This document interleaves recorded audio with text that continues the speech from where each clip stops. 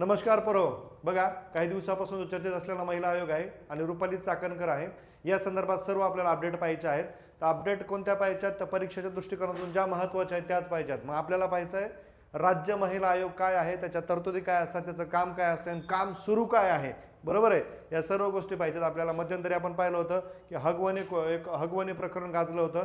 त्या हगवणे महिलेने काय केलं होतं बाळांनो, तर फाशी घेतली होती. मग याच्या पार्श्वभूमीवर त्या हगवणे महिला ताईनं काय केलं होतं, तर महिला आयोगामध्ये अर्जही केला होता आणि अर्ज केल्यानंतर त्याच्यावर ॲक्शन काय घेण्यात आली, या सर्व गोष्टी तर आपल्याला या ठिकाणी पाहिजे. बघा, लक्ष द्या.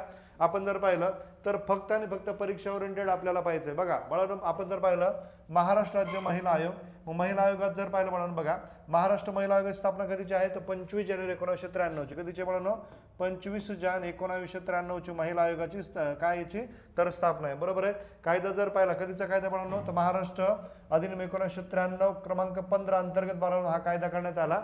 आणि या कायद्याच्या अनुषंगाने बाळांनो बघा, भारतातील पहिले राज्य महिला आयोग महाराष्ट्र महिला आयोग धर्तीवर स्थापन झाला. म्हणजे महाराष्ट्र महिला आयोग कशा धर्तीवर तयार झाले, तर केंद्राचे केंद्रीय महिला आयोग आहे त्याच्या धर्तीवर तयार करणारं हे महाराष्ट्र भारतातलं पहिलं राज्य आहे. मग दुसरी गोष्ट बाळांनो बघा, इथं जर पाहिलं तर स्वरूप बघा, वैधानिक महामंडळ. मग कधीच आहे बाळांनो, तर महत्त्वाची गोष्ट याला ज्यावेळेस स्थापना झाली त्यावेळेस त्याला वैधानिक दर्जा देण्यात आलेला होता.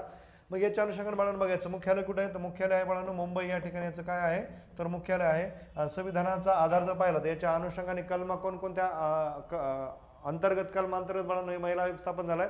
तर बघा, भारतीय संविधान कलम 14, कलम 15, कलम 16, कलम 38, 39 आणि 42 या कलमासंदर्भात बाळांनो तरतूद आहेत. बरोबर आहे. मग याचं काम कार्य काय आपण पाहूया. बघा, जर याचं कार्य आणि वैशिष्ट्य पाहिलं तर ब्रीद वाक्य काय बाळांनो महिला आयोगाचं, तर स्त्री शक्ती तुलना सदा हे याचं काय आहे, तर महत्त्वाची गोष्ट ब्रीद वाक्य आहे. ओके. नंतर बाळांनो अध्यक्षाचा कार्यकाळ जर पाहिला 3 वर्षाचा असतो. 3 वर्षाचा, पण सध्या 5 वर्ष रुपाली चाकणकर आहेत आणि काय धतुरा काम केलेलं नाहीये. आणि स्वतःच म्हणजे अति बाळांनो ते म्हणतात ना, घडा भरला की कार्यक्रम वाचतो. बरोबर आहे.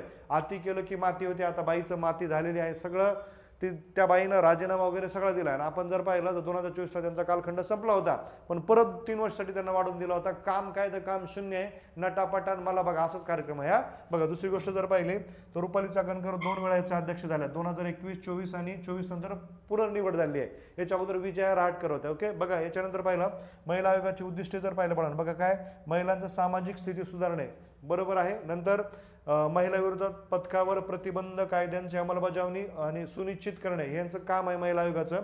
नंतर शासनाला सल्ला, मोफत कायदेशीर सल्ला देणं हे त्यांचं काम आहे. त्याच्यानंतर संशोधन व NGO संवाद साधणे या महिला आयोगाचं कर्तव्य काम आहे. पण तसं झालंय का? नाही. हगवणे कुटुंबामध्ये हगवणेचा जो सासरा होता तो राष्ट्रवादी जो अजित पवार गट आहे त्याचा तो कार्यकर्ता होता, म्हणून त्या बाईने अध्यक्ष काय केलं, तर त्या ठिकाणी ॲक्शनच घेतली नाही, म्हणून ती आपली एक बहीण त्या ठिकाणी फासावर गेली. नंतर बाळांनो बघा, रचना कशी आहे, अध्यक्ष असतात रुपाली चाकणकर, सध्या राजीनामा दिलाय, कालच राजीनामा दिलाय. त्याच्यानंतर बाळांनो बघा, सदस्य कोण येतात, नंदिनी आव्हाड आहेत, ह्या होण्याची शक्यता आहे अध्यक्षा. नंतर पदसिद्ध सदस्य कोण असतात, पोलीस महासंचालकाचे कोण असतात, तर पदसिद्ध सदस्य असतात. कळलं का?